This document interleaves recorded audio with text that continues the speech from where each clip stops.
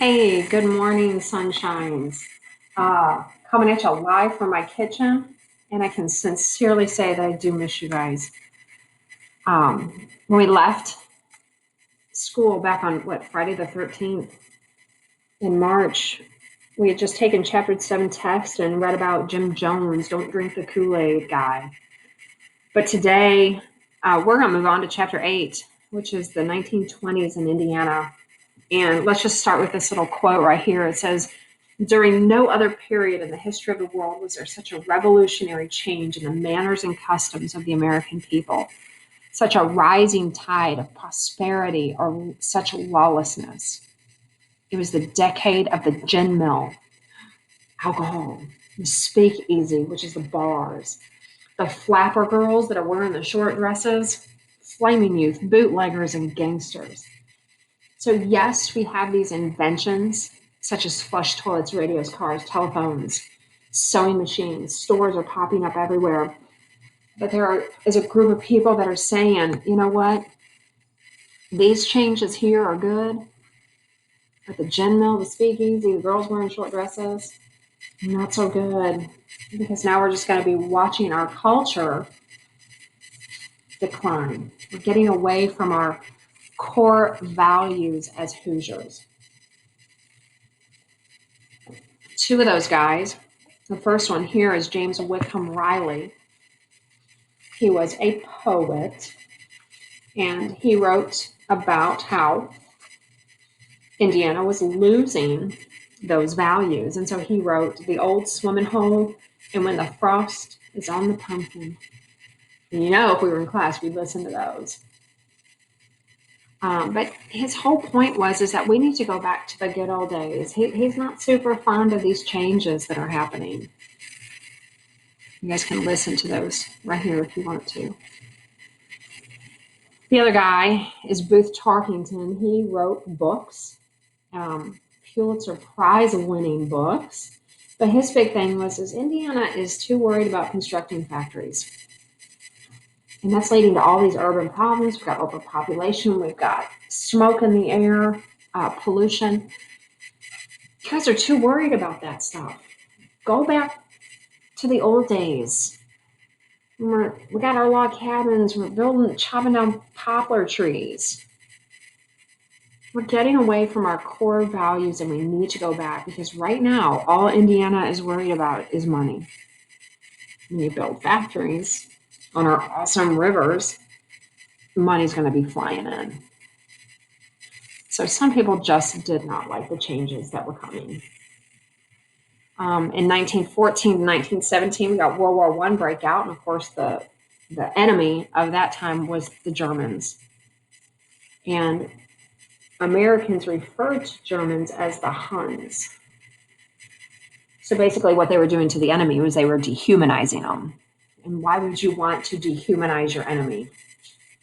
Pause for answer.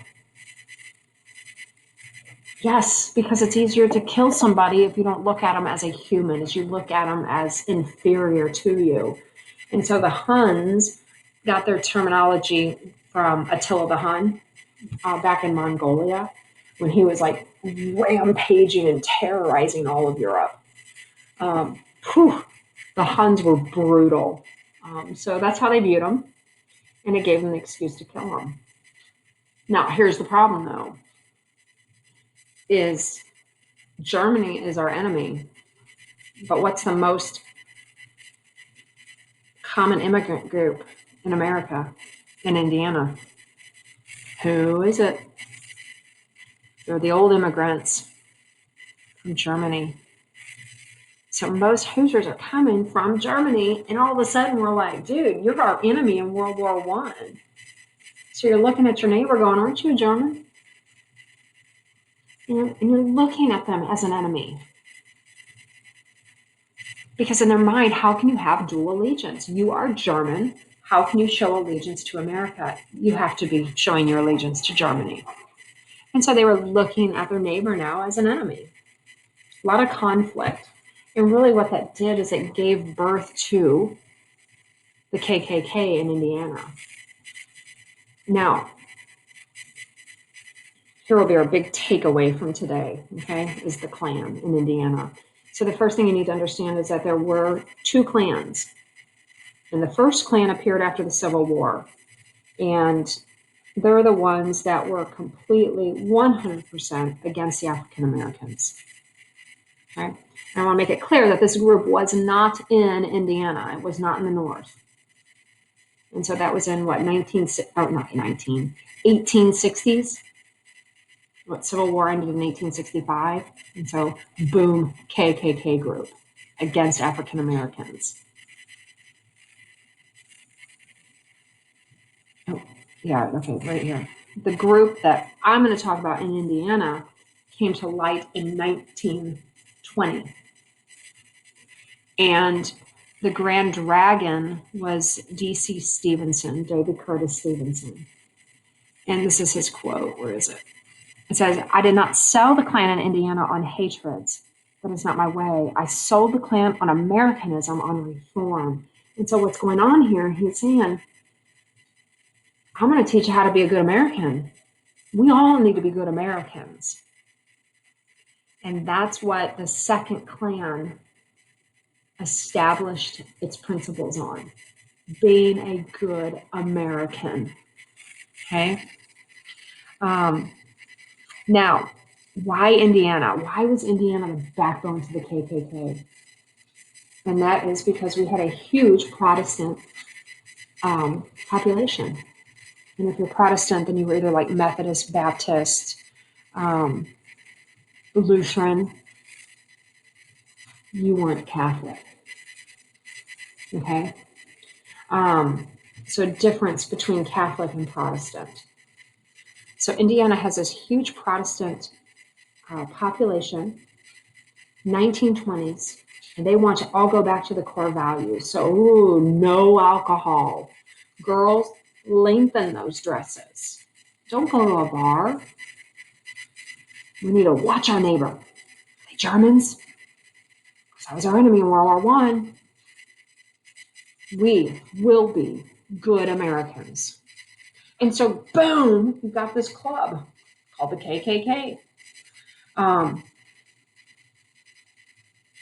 Now, there was another resurgence in the 1960s. 1960s was a huge civil rights era. That did not come to Indiana.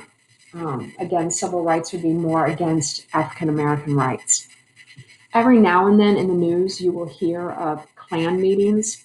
I thought this one was interesting. In 1999, the Klan decided to reboot at the Indiana State House. Look how many showed up.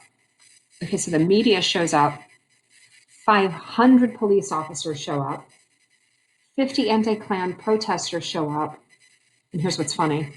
13 Klan members show up yelling white power into speakers. So, and every now and then, sometimes near Madison, down south, Indiana by the Ohio River, you'll hear of Klan meetings, but they get dispersed up pretty quick. Here's a Klan parade in Anderson, 1922. You see what they're holding? They're holding the American flag. Americanism, how to be a good American. Nationalistic pride is rising. Crazy, crazy. Here's a little KKK invitation in Kokomo. Look at this. Come one, come all. The celebration is open to the public. There's going to be music, surprise features. This is a party. Speeches, live music, swimming and concession stands. I mean, it sounds like the state fair. This is a big deal. A lot of people were in the KKK. There's teachers here, older teachers that remember driving through fields and seeing Klan members meeting. It's unreal to me. Look at that, operating in 60 Indiana counties. So who joined the KKK? Look at this, ministers, mayors, shopkeepers, factory workers. They came from cities, towns, farms, and women joined the KKK. I'm telling you, everybody was part of the KKK. I thought this was interesting, the cross, the burning cross. they said that the cross symbolized the light of Christ. Take that in for a minute. The light, Christ is the light of the world, and so they set a cross on fire. It's a little creepy to me, but yeah, take that in. Purification by fire. It's the beacon of truth. Here they are wearing the white robes. Of course, white meaning purity. Purity in Christ. The Protestants, the white, they're native born, bound and determined to go back to the old values and hold America as number one. And of course, the hoods to protect their identity, which in Indiana, I'm not sure why, because it seemed like it was the thing to do. Now, this part I thought was interesting too, is that, okay, so they're against people who are drinking. They're against people who are wearing the short skirts. They're against going to bars. But they're for America. But here's another group that they absolutely hate with a passion, and that is the Catholics. Catholics are not considered Protestant. It has something to do with communion. I'll let you guys look that up on your own. But basically, the whole thing was there's a sentence right here stating that Catholics cannot continue allegiance to the Pope of Rome and still be loyal to the institution of America. They said you can't have dual allegiance. It's kind of like the Germans that were German Americans. You can't have dual. And we're just going to assume that you have allegiance to Germany since you came from there. And it's the same thing with the Catholics. We're going to assume that your allegiance is to the Pope and you can't have it to America. Therefore, boom, you are hated, and now you will be persecuted by the clan members. So yeah, extreme hatred for the Catholics. And so they're considered as part of this undesirable group. We're going to put them in that same group with the new immigrants. Remember where the new immigrants were from? Eastern Europe. They're in the same group with the African Americans. Undesirables. 1924, Congress passes a law restricting immigration. Klan says, woo-woo! Yes, exactly what we wanted. It's just insane.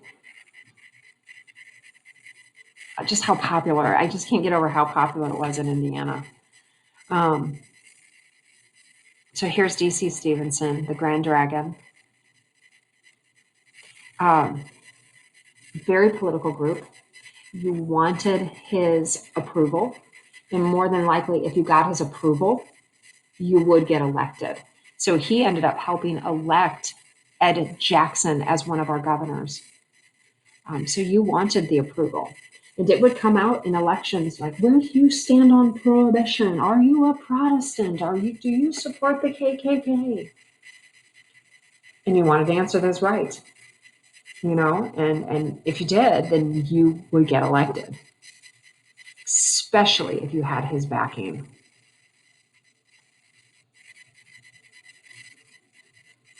It's crazy. All right.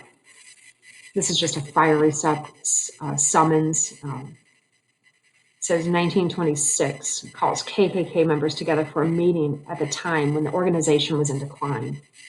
The invitation aims to intimidate, stating that if a member does not respond, he or she may never be permitted to cross the threshold of a cavern again. It's basically show up or else. And eventually there does need to be a decline.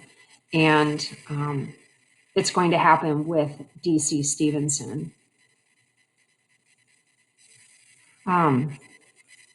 And here's what's crazy. Listen to this quote. It says, Indiana has a political world. One D.C. Stevenson was the self-appointed monarch of this world for some time. He boasted that his word was law in Indiana. That just tells you right there how powerful he was. If what he said goes and people sought his approval, yes, the man had power. But here's the whole ironic thing. He had a lust for alcohol and attractive women. His unbridled appetites, coupled with excessive pride and self-confidence, would bring about his fall. So everything the Klan was against, he was doing. That's the ironic part of this. And that's going to be his downfall. He had met this woman on a train, Madge Oberholzer. She ends up killing herself with poison. And on her deathbed, she was telling people that Stevenson sexually assaulted her on the Chicago-bound train. Again, everything the Klan is against, a good Protestant is against. So he's tried in Noblesville. He is convicted of second-degree murder, and after that, all these other scandalous events came to light that Klan members were doing, and the decline. Our membership just went down. So here you can see cops arrest Stevenson. And then at this point, no one wanted to be part of the Klan. They're like, I'm not part of the Klan. I'm not part of the Klan. And so Republicans really started distancing themselves from the Klan. Labor unions were against the Klan. It's like everything was a 180. But Indianapolis Times won a Pulitzer Prize for its Klan investigations in making the truth come to light. I'm going to read this right here. It says, there's no single answer to the question of why Hoosiers or other Americans joined the Klan. Some were true believers in the group's moral crusade. Don't drink, longer dresses, old values. Others joined because the Klan provided a sense of community and belonging. It was a club. And of course, some opportunistic politicians saw it as an avenue to power and influence. There's no real question as to why people joined, but it really could be a sense of belonging. So that's where I'm going to leave you. That is the big lesson on the KKK. By the end of the decade, 1920s, it was done. But you'd still see sporadic groups around. I'm going to leave you with that. There's some questions to answer. And again, if you enjoyed this video, make sure to like and subscribe because I am going to be dropping some knowledge on you in the next couple of videos. I hope you guys have a good day.